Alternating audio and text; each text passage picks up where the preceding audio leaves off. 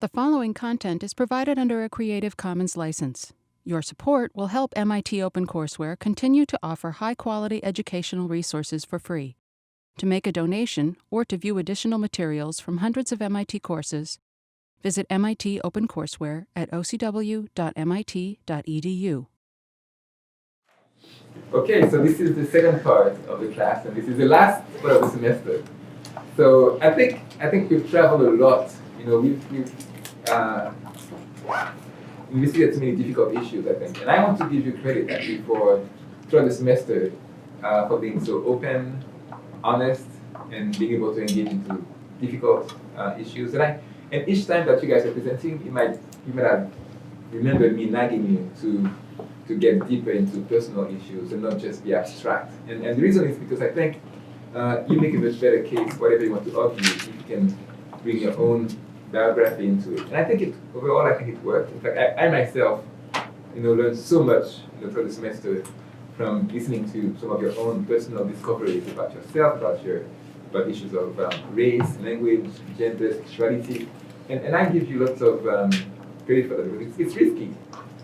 And because before you came here, you didn't know each other, most of you, right? And yet to be able to open yourself to these difficult questions and to give answers that were so thoughtful and so many of them actually I didn't expect some of you to literally come out in this class in a way, right? So I thought that was very brave of you, so I give you my respect for that. So that now before we end, Sarah, since you're here, so if we can let's go around the room and maybe if there are things that you feel you want to take with you to next step, so that you feel that others who come after you in this class might benefit from anything that you want to share in terms of your learning experience in this class and how you think you can bridge those gaps that we've seen in terms of our society, our families. So I wasn't here last Thursday, but I watched the video of the whole class, and there too I was actually very impressed by how you guys brought up personal issues. But there's a lot there to work on. So yeah, that makes some. For this class, for this last 40 minutes or so, you have to pick something to bring out. So what would it be? You want to take a pass? You can go to Edna. Okay, with words. Yeah.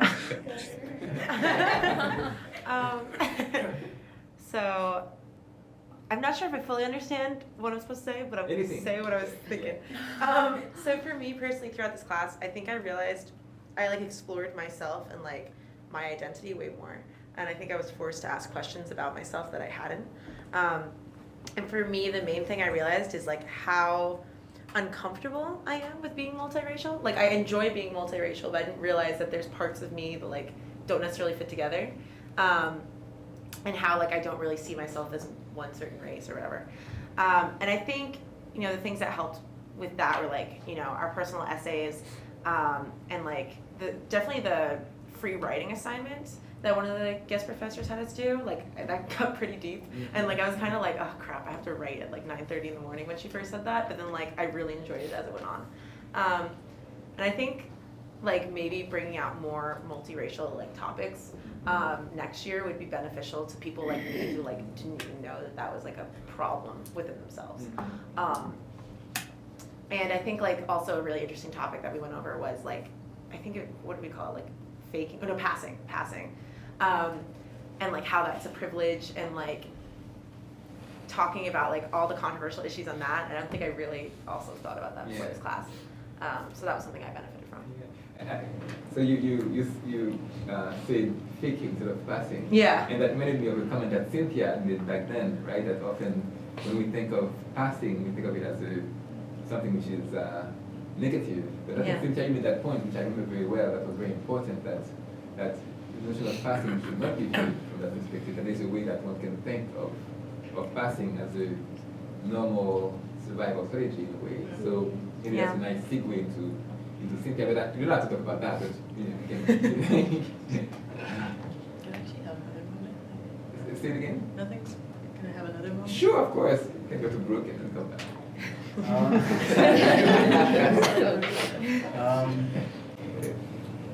So I guess it's sort of hard. I think it sort of takes a lot of reflecting to Yeah. sort of think about like all that we've discussed.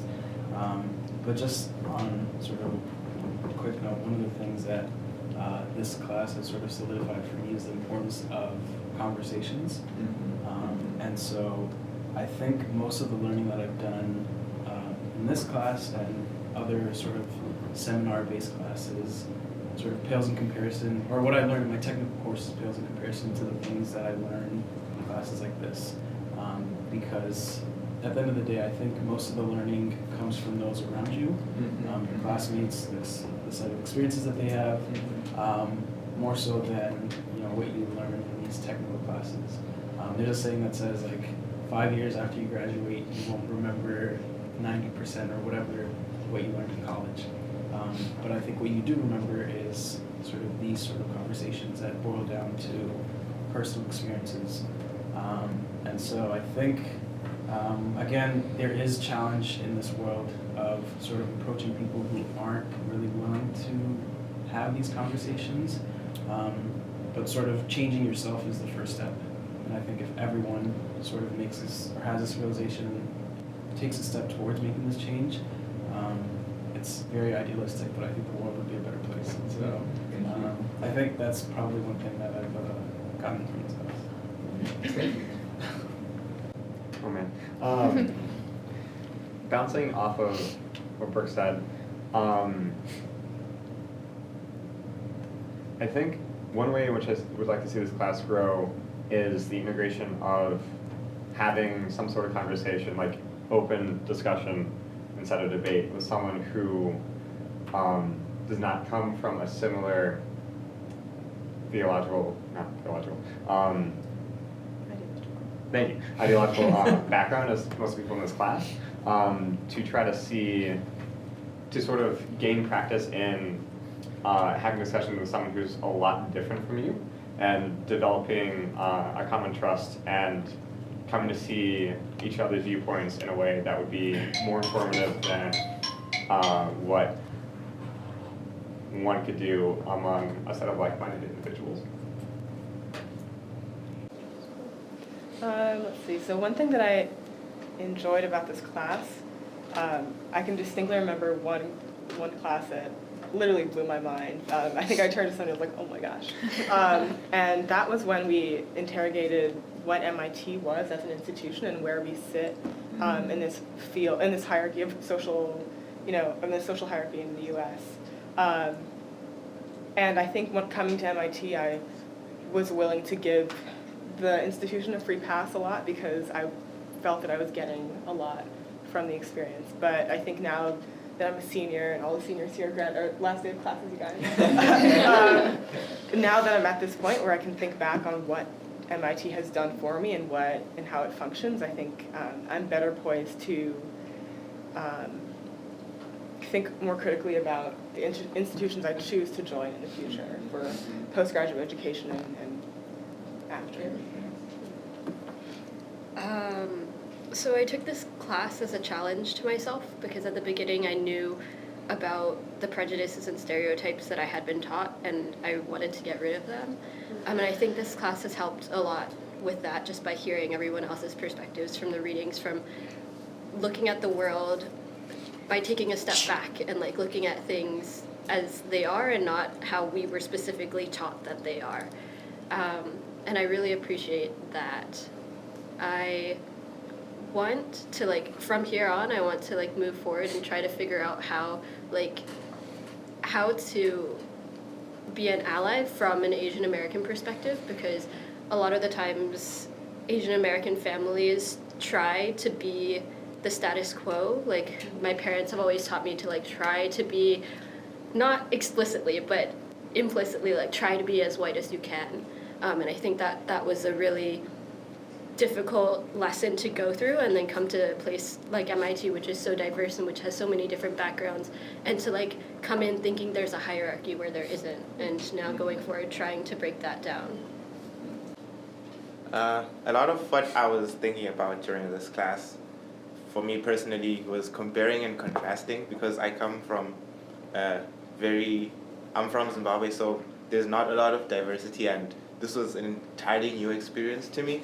So a lot of what I was doing was comparing my past, my history, my experiences with you guys' experiences and everything around me, and thinking about, for instance, in the readings, how they analyze different situations, the situation in America, the situation in Haiti, and thinking about where these things are connected, how they're different, what could have been done, what should be done. And I think I really thought about issues like this before this class, and now I'm starting to think about it more, especially in education. I'm really interested in education and how we can help teach people in the future how to use their skills that they learn, how to think about certain things, how to approach certain problems in a way that challenges them and also challenges the status quo and challenges the hierarchies that are set up. So personally, I think that this class definitely helped me think a lot more, and I hope that in future it'll help a lot more people think about their actions, think about what they're saying, think about what they're doing, and think about how they can help and how they can engage their communities. For instance, I remember when we were talking about how we came to MIT, we might graduate, and then what are we going to do when we go back to the communities where we come from? How do we plan to affect those communities? Do we go back as experts, or do we go back as one of them? Do we try to fit in? Like, questions like that are definitely things that we should think about, and I think are very important. Yeah, I think the biggest thing for me was like learning about what we were learning, but then thinking back to how I grew up in like a really white area, and I was always taught like there's one correct way to speak, there's like one correct way to teach kids, and like thinking back now with like all this information on how damaging that really is, and how it's not really about the language, and it's not really about how we speak, it's more about marginalizing groups that might speak that way. And it's like just thinking about how like my entire school system was based on like what they thought was correct and what was telling us what we should think is correct. And I think coming out of this, hopefully we can try to change some of that in the school systems, because it can really affect how kids view the world as they grow up. I think one thing I gained from this class is kind of, I guess, verification of the idea that listening is like very important, and it's kind of various ways you could think about it, like just in the context of this class, whether it's like listening to like other people share their experiences and like kind of really taking it in and understanding like how they fit in within like whatever social hierarchy or whatever kind of issue we're discussing, and seeing how it's kind of played a role in their lives, and kind of seeing how you could apply it to either better someone else's life, like improve your own kind of interaction with the world in some way, or whether it's listening in terms of like language. We talked a lot about language and like kind of how certain modes of speaking are somewhat marginalized. So ensuring that like as you go forward, you like really listen to people regardless of how they present their ideas or present their thoughts, or whether it's like listening as far as like engaging people who have opposing opinions as you, like really understanding that in order to strengthen your own positions and really understand why it is that you think the way it is, you have to be able to listen to people who kind of think in a different way than you. So yeah, I've just seen a lot of kind of different themes in this class that speaks to the importance of listening. I think what this class has made me call into question a lot is my like lack of analysis of my racial background. Like because I'm Japanese American, it's not really something that like I'm forced to address all the time, because no one's really calling that much attention to it, because neither one of those groups is like really that attacked in like modern society as like for like being a racial group. And like something I didn't really even think about is like my mom is an immigrant. I didn't really address that ever because no one was calling into question her immigration here. And that also leads to a lot of like relating to how like the opinions of other people, and especially like my very conservative extended family, and how their opinions about certain things such as immigration are reliant on people being of certain races and being from certain places, because it just isn't something that they've ever seen negatively about my family, but like it is something that's a core part of why my family exists. So I think things like that, like having people address their like own identities and their own backgrounds and how that's affected how they see everything else in their interaction with other people, I think is a really great part of discourse. I'm having trouble with distilling everything down, but I guess one big takeaway from this class was that accepting that there's no one right way to exist as like a human across like gender, sexuality, race, and class and things like that. And that was a realization that I think I came to in this class. And it all goes back to like the importance of interrogating your beliefs and why you think the ways that you do. And it's really eye-opening, and I think it's really important, but you have to open yourself up to that. And it takes like a certain level of vulnerability. Like I wasn't expecting to come out in this class at all. But I did because this was a place where I like felt safe, and it was like really surprising that I felt so safe in this environment. And I think that's something that we need to recreate elsewhere. Another thing that I would like to take for this class like in the future is like there are people who aren't seniors taking this class. So like what do you do now? What classes do you take next, or like what actions can you take because of like what you've learned in this class? And I think something that maybe that can happen in this class is thinking about concrete ways to actually like do stuff. Because we had Professor Chomsky in here on Tuesday, and he said almost anything is the answer to like what do we do.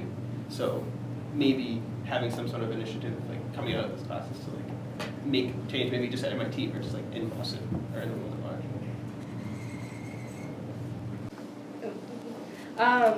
So kind of piggybacking off of what Chris said, I think the most meaningful conversations and talks that we've had for me were when we talked to professors, people all over Cambridge who were using their own backgrounds, their own fields of study, and they're making tangible changes, as Chris is saying. So, for example, when we watched the virtual reality kind of simulation in terms of the Israeli-Palestinian conflict, and I feel like those conversations and the fact that I have the privilege of taking this class in my last semester has really kind of driven me to really to take action outside of MIT and hopefully in the future back at MIT, and to really take that with me in my specific field, so medicine, and how these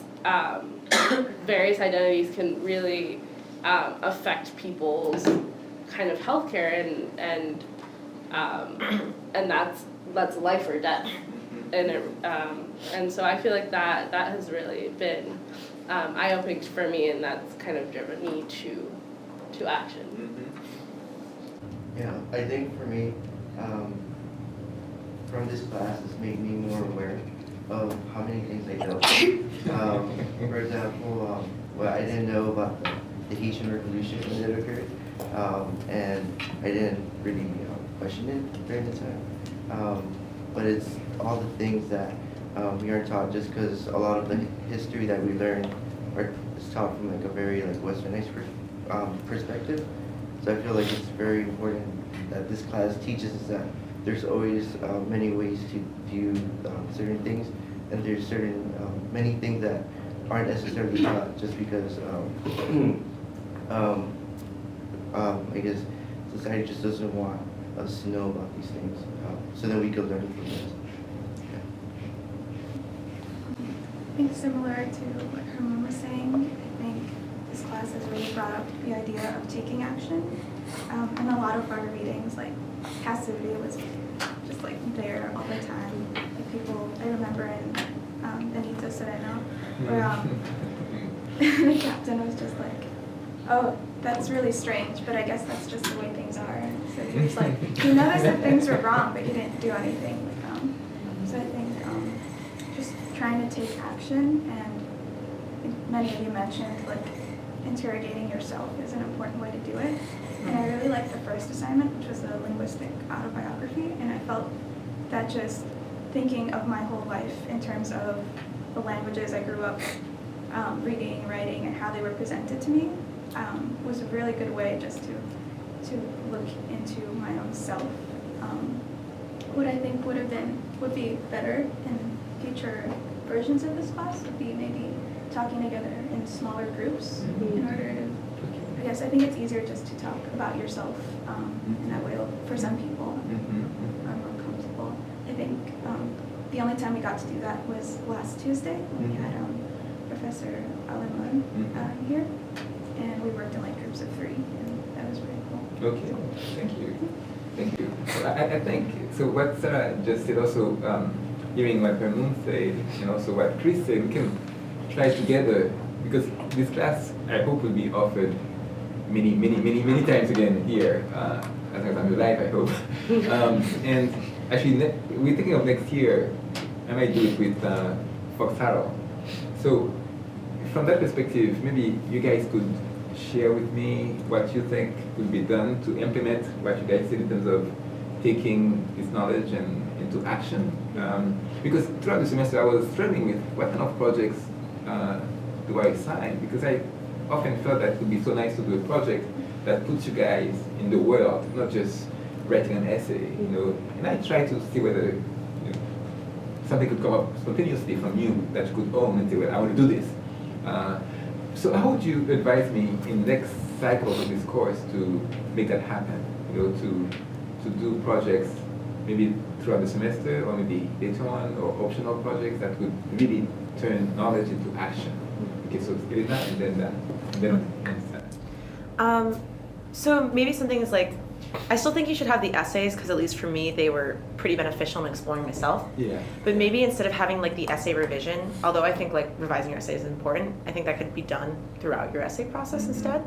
And maybe like putting in a project where you have to create like a policy or like a lesson plan or like something like that, and then present that. And maybe even have a plan of action of who you would go to talk to about this. Because I think like if you just come up with a plan, it can be pretty like, philosophical or just an idea and we'll never be done with it. But like, what would be your next step? Now you have an idea, how do you implement it? And then also, something I forgot to mention before, but I thought was really useful about this class was when we went to go to the movies all together on a Saturday. And at first I was like, oh crap, now I have to like a lot of time, but I actually really enjoyed that and was hoping the conversation would keep going. Okay. So maybe having more things outside the class. Okay. Because I think it's really hard to explore all the things that you would want to do in an hour and a half. Right. So like maybe having somewhere like, I don't know what types of places you can go to, but maybe going to an industry school in Boston together and like seeing how it's taught there and what you would change. Okay, that's good to hear actually, because one thing that I'm toying with Fox, with Harold, is to see whether we could change the format instead of having an hour and a half to have once a week for 3 hours. And in the past, I tried that, but because of the schedule at MIT, it's been hard for students to enroll for a 3-hour class during the graduate.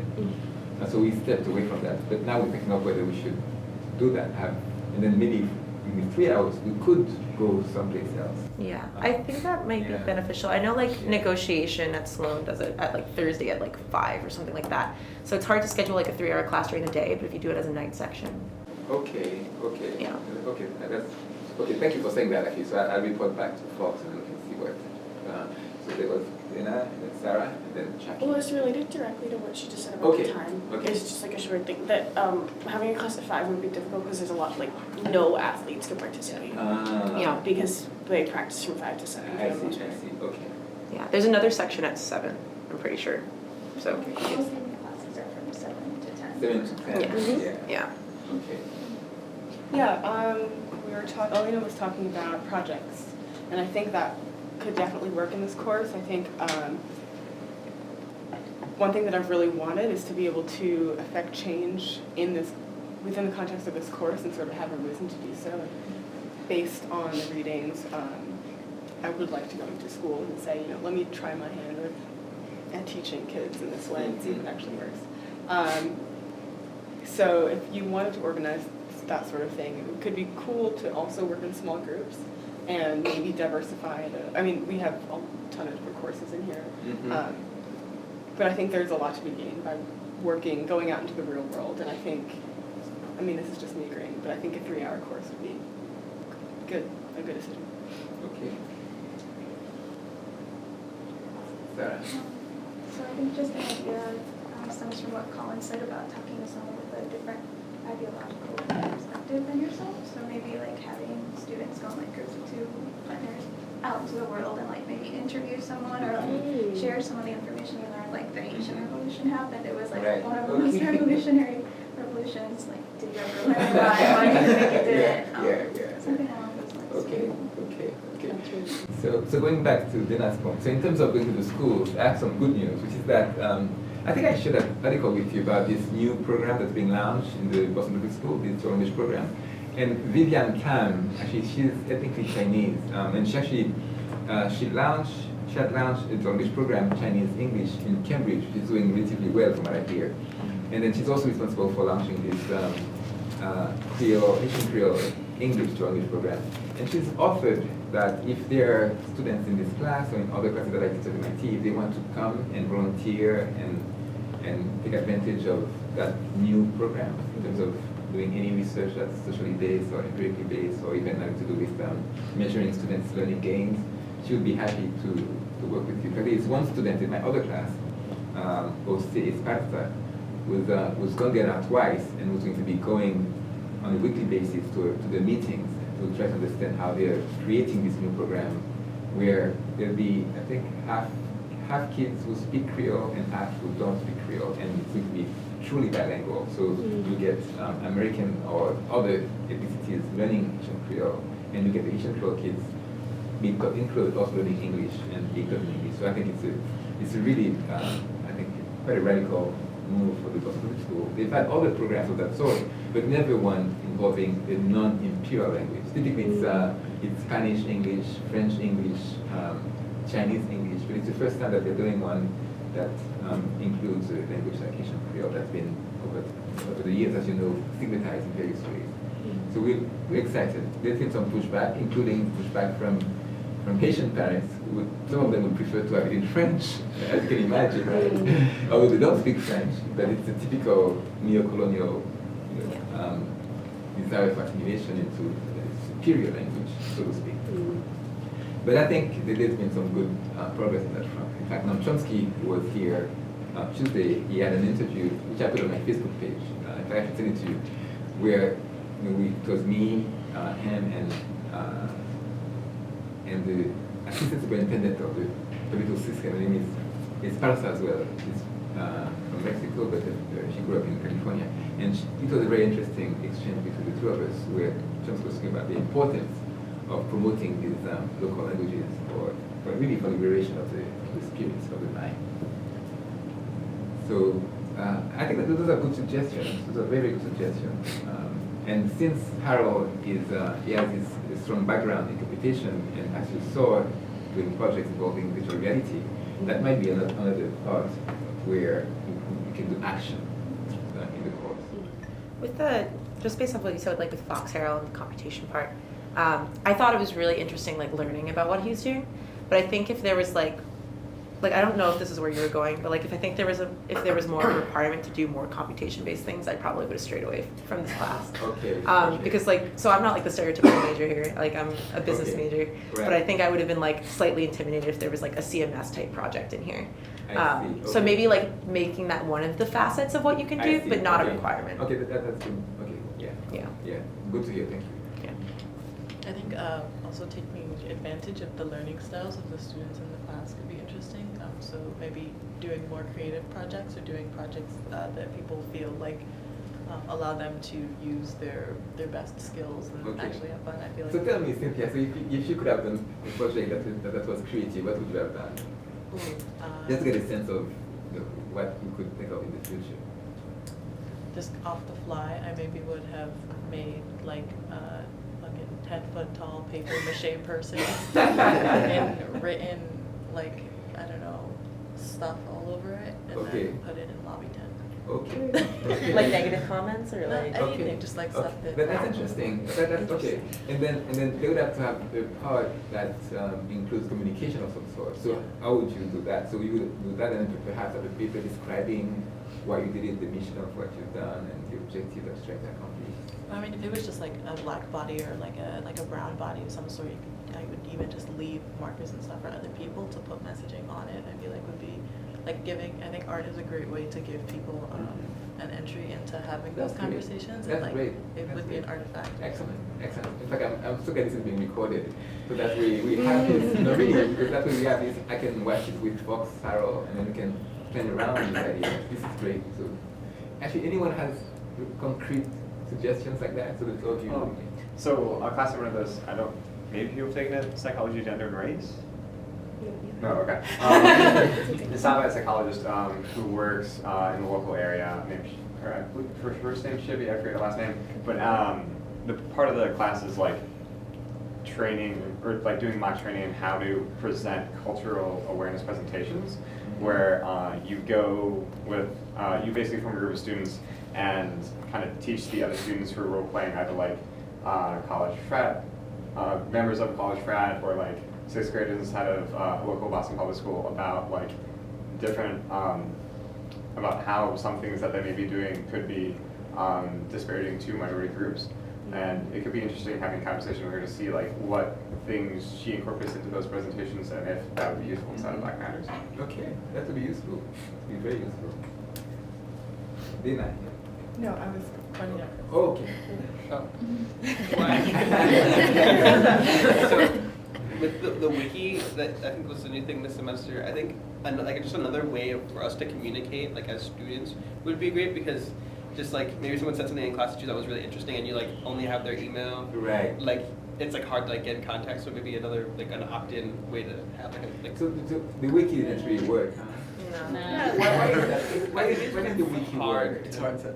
It's not a good platform. It's The wiki is not a good platform. OpenCourseware, do you hear?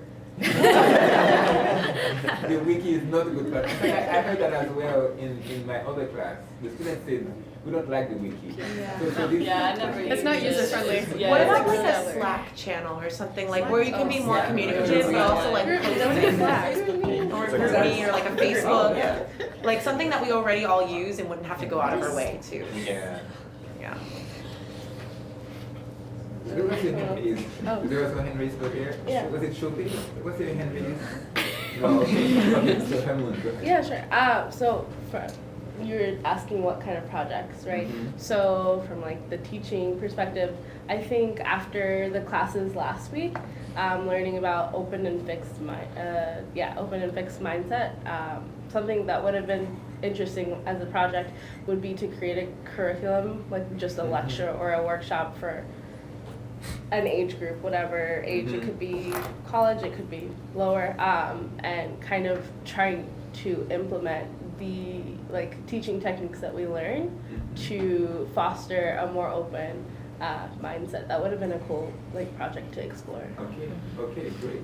Okay, so Fanny, Dana, and Edna. Wait, mine is off of that. So you go first. Okay. I think that would be a good idea. And also, we could still enlist the help of the professor who gave these lectures, because I think that will give us a little more, when we actually go into these schools and say no, we'd like to bring this plan to you because we have professor backing, we have this whole slew of research behind us.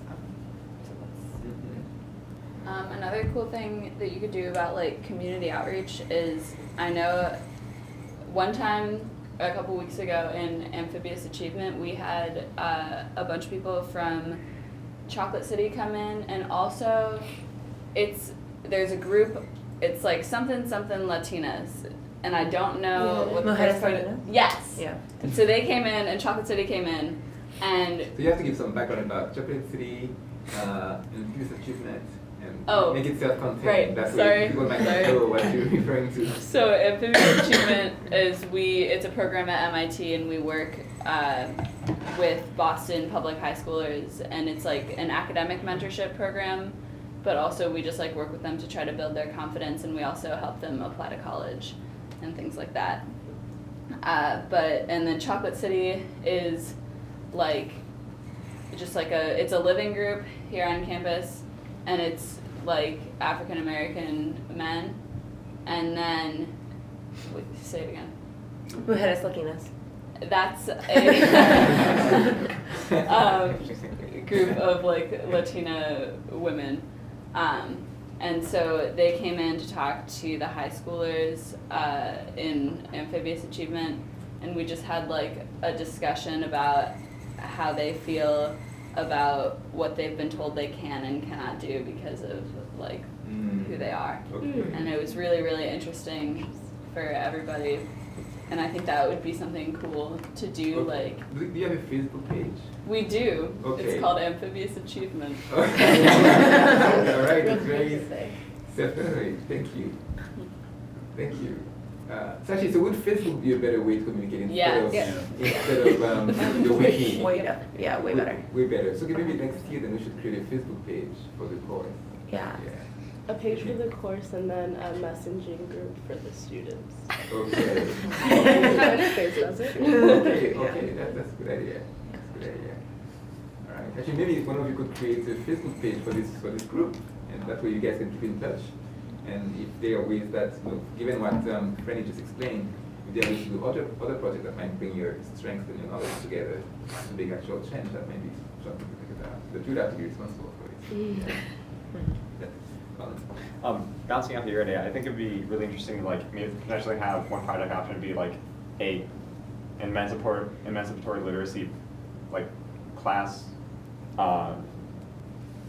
presentation or something like that, where you like take a certain section of literature, maybe just one book like Madame Bovary, and dissect the ways in which the society in which it is embedded create the themes within it. Like a major thing inside of Madame Bovary is like it's centered on this one woman who's like married in the countryside of France back in like the 19 or 1800s, and she gets really depressed because she has nothing to do, and just explaining that like she has no options for employment and is stuck at home because that's what was expected of women back in that day, and like dissecting both that cultural phenomenon and then examining how that may play out in like today's terms with different patterns in society. Okay, good. So it's 10:55, so we'll give Elena the last word. Oh, jeez. Wow, okay. So something that I was thinking about was what you had said, Sin, about having like that art project. And I realized I'm not artistic at all, so I was trying to figure out what I would do if there was an art assignment, and I was thinking about something I'd seen in a show where like you put yourself up, like you stand up there and then you have like a projector screen and you write words on it of what you don't like about yourself. And that could be like, instead of like what we don't like about ourselves, like things we've been told about ourselves based off our race or based off our gender or sexuality, then also having things you would rather have been said. Because what I really liked about this class was the self-exploration. Good. All right, guys, so thank you so much. And